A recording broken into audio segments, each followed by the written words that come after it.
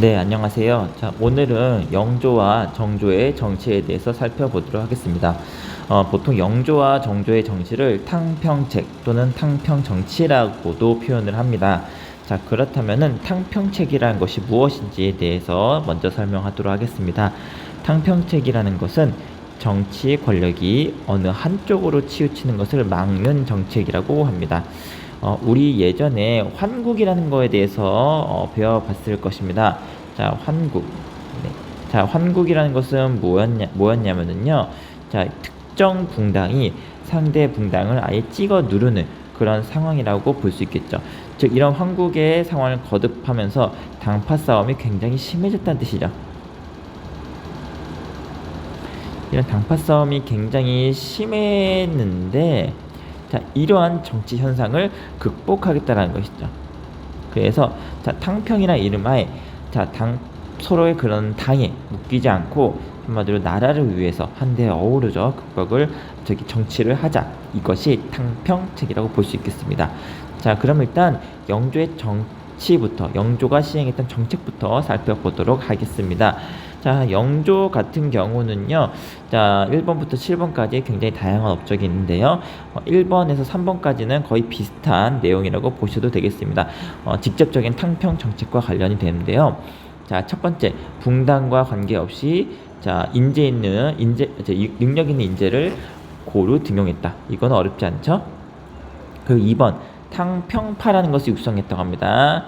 즉, 특정 당파에 구속되지 않고 노론, 소론, 남인 이런 거 따지지 않고 탕평파라는 큰 이름 하에 다 같이 어우러져서 정치를 하자는 것이죠. 그래서 탕평파 육성, 이것도 크게 어렵지 않습니다. 그리고 탕평비라고 해서 비석도 만들었습니다. 이런 비석 같은 거 그림은 잠시 후에 보여드릴게요. 자, 그리고 4, 5, 6, 7도 마저 보도록 하겠습니다. 자, 균역법, 우리가 예전에 수치체제의 개편에서 살펴봤었는데 균역법도 역시 영조 때 시행했었고요. 자, 청계천 정비공사라는 것이 있습니다. 옛날 이 당시에 청계천 주변에 많은 백성들이 살고 있었는데요. 왜 이쪽에서 살았냐면요. 네, 자, 청계천 주변에는 당시 백성들이 많이 살고 있었는데요. 왜 그랬냐면은 이제 먹을 물이 부족했기 때문에 청계천 주변에 그 하천 주변에 많이 살았습니다. 하지만은 비가 많이 올 때 홍수로 인한 피해가 심했습니다. 그래서 그 피해를 막고자 청계천의 수심을 깊게 파고 그리고 강폭도 넓게 하는 정비공사를 가졌었습니다. 6번 신문고를 재설치했다. 그래서 자, 신문고라는 거는 예전에 배웠을 겁니다. 억울한 일이 있을 때 북을 두드리면서 그 자신의 억울함을 이제 호소하는 그런 일종의 소통의 방식이었었죠.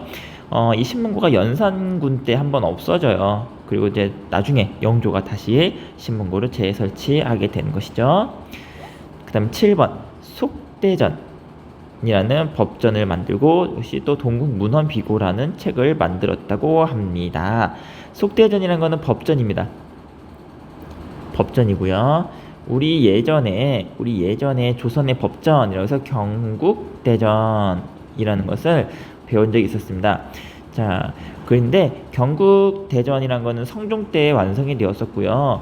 아무래도 영조 때까지 그 시기가 상당히 길죠. 텀이 길기 때문에 법이라는 거는 지속적으로 업데이트를 해줘야 돼요. 사람의 그런 삶의 생활 양식 같은 게 많이 변하기 때문에 따라서 영조는요 속대전이라는 역시 법전을 만들었다 이렇게 보시면 되겠고요. 동국문헌비고라는 거는 자, 어떠한 책이냐면은 동국이라는 것은 우리나라를 얘기합니다. 중국을 기준으로 해서 동쪽에 있기 때문에 동국은 우리나라를 얘기하는 거고요. 한마디로 우리나라의 문헌이라는 건 보통 이제 책들을 얘기하는 거 있죠. 비교해서 연구한다 이런 식으로 보시면 되겠습니다. 그래서 다양한 카테고리의 내용들이 많이 있어요. 뭐 과거의 정치 제도 이런 것도 있겠고요. 뭐 우리나라 영토에 관련 내용도 있을 거고 그래서 다양한 그런 카테고리의 내용들이 담기는 책이다 이렇게 보시면 되겠습니다. 자, 그 다음에 정조의 개혁 정치를 살펴보도록 하겠습니다. 자, 정조도요 역시 영조의 뒤를 이어서 여러 가지 개혁 정치를 하는데 자, 정조와 영조, 영조와 정조는요, 서로 할아버지와 손자 관계죠. 네. 자, 영조와 정조는 할아버지와 손자 관계고요. 중간에 사도세자라고 있습니다. 자, 여러분들도 잘 알고 계시죠? 사도세자. 사도세자는 왕이 되지 못하고 죽고요. 그 사도세자의 아들이 누구냐면은 정조가 되겠습니다. 네. 자, 그러면 정조는 어떠한 개혁 정치를 펼쳤는가를 살펴보도록 하겠는데요.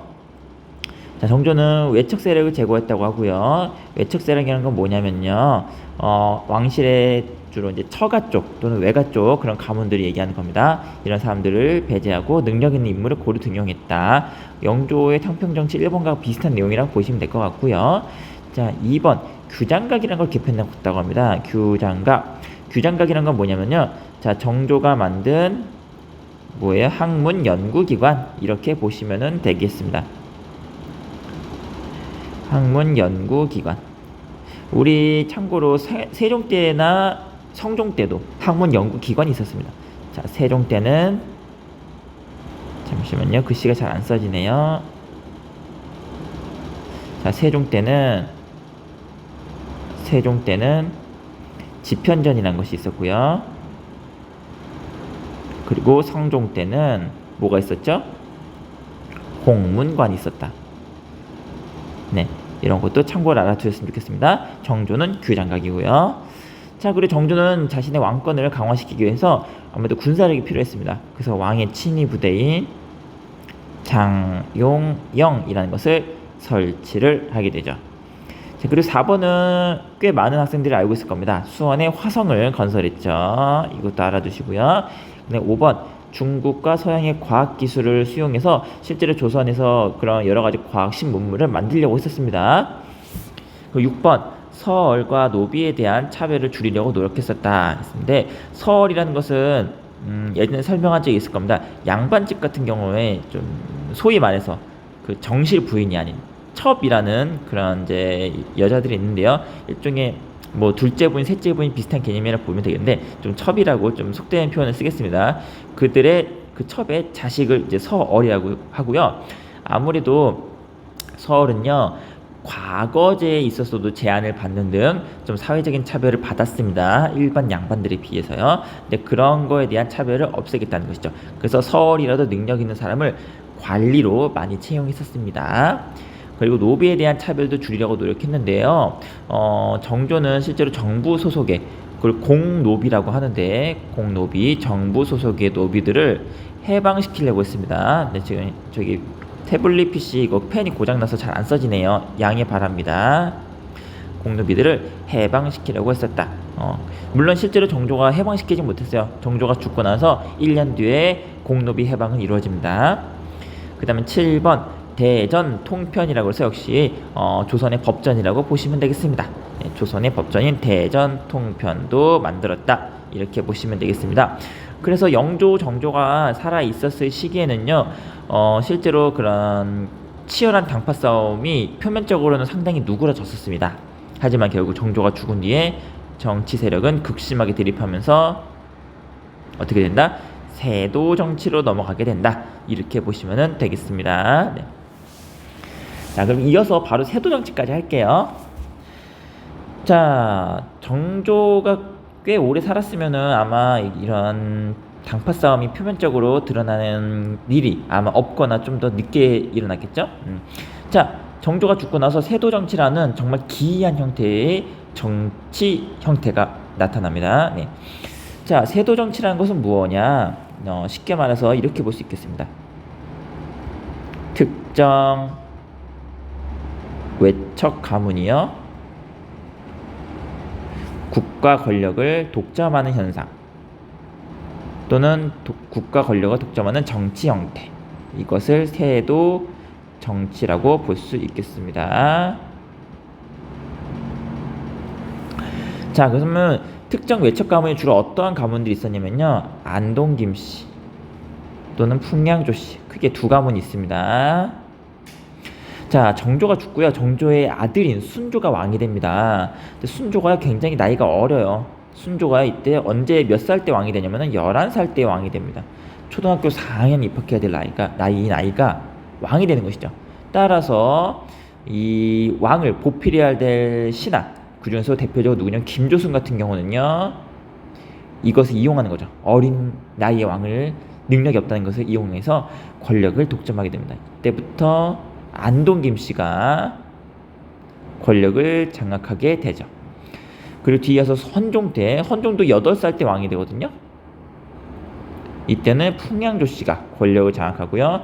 나중에 이제 철종 때는 안동 김씨가 다시 권력을 장악하게 됩니다. 철종 같은 경우도요, 19살에 왕이 되는데요. 원래 이 사람은 굉장히 뭐라 그럴까, 왕이 될 만한 순위에 있는 사람은 아니었어요.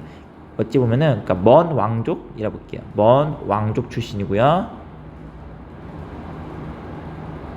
왕족은 왕족이지만 굉장히 좀 촌수가 좀 멀어요. 그리고 강화도서 농사 짓던 사람이에요. 철종네 가족이 그 영모 사건으로 예전에 연루가 돼가지고 강화도로 유배를 갔었거든요. 따라서 철종은 강화도에서 그냥 농사 짓던 사람이기 때문에 그런 왕이 되는 수업 같은 걸 받아본 적이 없어요. 그러니까 그렇게 능력 있는 왕이 아니었겠죠. 그래서 역시나 안동 김씨가 권력을 장악할 수가 있었다, 이렇게 보시면 되겠습니다. 그래서 3대 60여 년 동안 세도 정치가 전개된다, 이렇게 보시면 될 것 같아요. 이러한 세도 정치가 진행되는 동안 여러 가지 문제점이 있겠죠. 폐단이라는 것은 문제점 정도로 보시면 되겠습니다. 정치가 굉장히 혼란스럽겠죠. 자, 매관 매직이 성행했다. 매관 매직이라는 게 뭐냐면요, 관직을 매매한다. 돈 주고 사고 판다는 뜻이에요. 정당하게 과거 시험을 통해서 관리가 되는 게 아닙니다. 과거 시험을 아무리 잘 본다 하더라도 안동 김씨한테 찍히면 높은 관직에 올라가기 힘든 상황이었죠. 반대로, 자, 내가 굳이 과거에서 시험 잘 볼 필요 없이 안동 김씨한테 잘 보이고 안동 김씨한테 뇌물을 줘서 관직을 얻을 수도 있다는 것이죠. 자, 그렇게 돈 주고 관직을 사는 겁니다. 자, 그러면은 돈 주고 관직을 산 그런 관리는 어떻게 되겠어요? 자기가 그만큼 준 금액을 회수받으려고 하겠죠? 세금을 과다하게 수취하는 것이죠. 여기 이 그림 보시면 알아요. 내 딸은 세자빈이라 해서 풍양조 씨한테 그죠, 뇌물을 받죠. 뇌물을 주는 거죠. 그래서 관리가 됩니다. 관리가 되고 나서 이렇게 돼 있죠. 바친 뇌물은 백성들에게서 곱절로 받아내야지, 이런 식으로 되어 있습니다. 그럼 결국은 누가 피해자가 되는 거죠? 백성들이 피해자가 되는 것입니다. 자, 그럼 세금을 과다하게 수취한다고 했었는데 어떤 세금을 과다하게 수취하느냐? 자, 크게 세 가지 세금이라고 보시면 되겠습니다. 그거를 삼정이라고 우리가 칭합니다. 그래서 삼정이 문란회다. 그래서 이걸 좀 기억하세요. 세도 정치는 삼정이 문란회다. 이거를 매칭해서 꼭 봐주시면 좋겠습니다. 자, 그렇다면 삼정이란 건 뭐냐? 자, 크게 세 가지입니다. 토지세, 군포, 환곡, 이 세 가지 세금에 대해서 소위 말해서 관리들이 굉장히 부정하게 받아냈다는 뜻이죠. 자, 토지세와 군포는 우리가 예전에 배운 적이 있으니까 넘어가도록 하겠습니다. 자, 그럼 환곡이 뭐냐? 환곡만 설명하겠습니다. 환곡은요, 자, 백성들이 농사를 짓고 사는 데 있어서 농사가 잘 안 되는 해도 있겠죠. 흉년이죠. 흉년일 때는 먹을 쌀이 없어요. 먹을 쌀이. 그래서 정부에서는 환곡이라는 그런 창고를 운영하는데, 자, 그럴 때요, 흉년일 때를 대비해서 환곡의 쌀을, 자, 백성들한테 빌려줍니다. 그렇게 해서 어려운 시기 때는 환곡의 쌀을 먹고 잘 버티죠. 나중에 그럼 풍년이 돼요. 풍년이 되면은 다시 백성들은요, 환곡의 쌀을 갚는 거죠. 그래서 이렇게 쓸게요. 어려울 때 쌀을 빌렸다가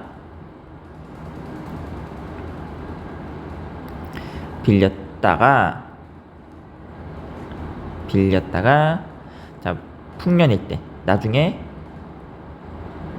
쌀로 갚는 제도, 요게 환곡입니다. 네. 자, 이런 환곡이 있었는데 이런 환곡을 굉장히 부정하게 운영을 하면서 백성들에게 피해를 줍니다. 자, 그렇기 때문에 농민들이 생활은 굉장히 힘들어지죠. 그래서 농민들 중에서는 고향을 떠나거나 도적이 되는 사람도 많았습니다. 자, 이거에 대해서 정부도 나름 대응을 하려고 했어요. 암행어사라는 일종의 정부를 지방관을 감찰하는 관직을 관리를 보냈는데, 자, 이런 사람들 통해서 어쨌든 부정부패를 일삼는 지방관리들을 색출하려고 했지만은 큰 성과를 거두지는 못했다. 이렇게 보시면 되겠습니다. 왜냐? 왕 위에 저 꼭대기에 안동김씨, 풍양주씨 같은 세도 가문이 있기 때문이죠. 자, 이렇게 보시면 되겠고, 자, 삼정의 문란 그리고 세도 정치 패단 그림으로 좀 잘 봐주셨으면 좋겠고요. 특히 삼정의 문란을 그림을 통해서 좀 다시 한번 보겠습니다. 자, 전정의 문란, 이건 토지세죠. 토지세가 어떻게 문란했는가 보시면 이렇게 돼 있어요. 올해는 사또를 위한 비석을 세우기 위해 전세를 더 내야 하오. 백성들이 이렇게 얘기하죠. 온갖 이름을 다 갖다 붙여서 거두어가는구나. 굉장히 힘들는 상황이죠. 그러니까 온갖 세금 명목을 다 붙이는 거죠. 토지세에다가. 그다음 이제 군정의 문란. 이게 바로 군포죠. 자, 한 가지 예가 있습니다. 남편과 아이의 군포를 모두 내래요. 아니, 아이가 태어나지도 않았는데 군포라니요. 지금 아이가 태어나지도 않고 지금 뱃속에 있어요. 그런데 그 아이한테 군대에 갈 대상이니 군포를 내라는 것입니다. 자, 이런 식으로 갓난아기 또는 뱃속에 있는 아기한테 군포를 내게 한다든가, 또는 죽은 사람도요, 죽은 사람한테 군포를 내게 하는 경우도 있습니다. 자, 이런 식으로 부정을 치렀다는 것이고, 황곡도 보겠습니다. 자, 황곡 보세요. 자, 이제는 빌린 적도 없는 곡식을 갚으라네. 이 농민은요, 황곡을 빌린 적이 없는데, 자, 관리가요, 장부상에서, 자, 장부를 조작한 거죠. 장부를 조작해서 황곡을 빌린 것처럼 거짓을 꾸민 거죠. 지금 잘 안 써지네요. 장부를 조작해서 황곡을 빌린 것처럼 거짓을 꾸민 다음에 갚으라는 거예요. 자, 이런 식으로 자, 관리들은 삼정의 문란을 일으켰다. 이렇게 보시면 되겠습니다. 그래서 여기까지가 중간고사 시험 범위고요. 네, 오늘 디딤 영상은 좀 길게 했어요. 네, 탕평정치와 세도정치까지 묶어서 했기 때문에 자, 다들 힘내시고요. 시험 준비 잘 하시기 바랍니다. 자, 수고하셨습니다.